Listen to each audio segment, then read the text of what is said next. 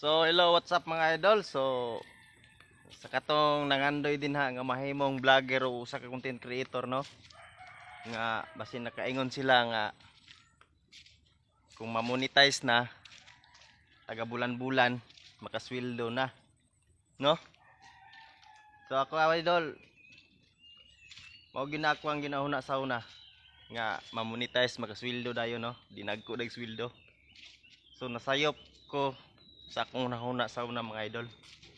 No, kay sa una makakita ko sa uba mga content creator nga mag-click sila mga sahod nga dinagko. Sa pagkakaroon mga idol, karon nga tools nga gihatag ni Meta. Super thank puta kay mo hatag og earnings no. Puripot kayo. Dayon kung imuhang content nga dili pa gyud quality, di pa gyud ni ibus no. So muna nga makaingon ta nga piki gyud kayo. Muna sa katong nangandoy din ha nga ma-monetize dayon, makasweldo dayon. So nasayop kasi muna huna. So dili gyud dayon ta magunahuna ana nga pamaagi nga ingana nga makasweldo dayon ta. Dili gyud.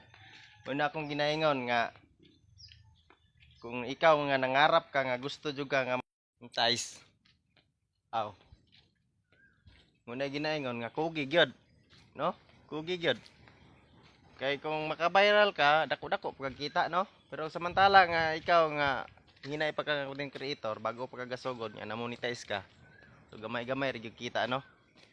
So may man tong permanente maka-viral kay siguro dagko dagway og kita o earning, no?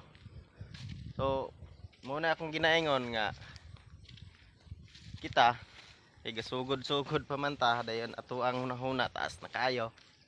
So dili ginato na angay hunahunahon mga idol.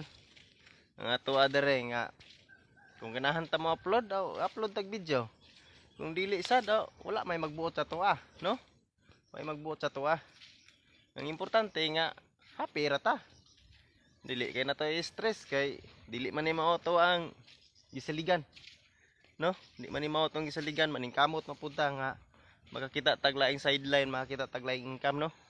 Kaya kung gisalig ka sa vlog na kanus apa takad pa ka papas mo. So wala gyud klaro. So muna nga sige lang. Paabot-abot lang ka sa saktong panahon basin di ay ug ikaw na sunod ug ikaw na ang sikat nga vlogger. Muna nga magtinabangay ta ninyo nga mga small content creator, no? Kay kinsa ra may magsinuportahe nga kita ra man gyud. So ana ra mga idol, so God bless you natong tanan. Ug keep safe lang ta always.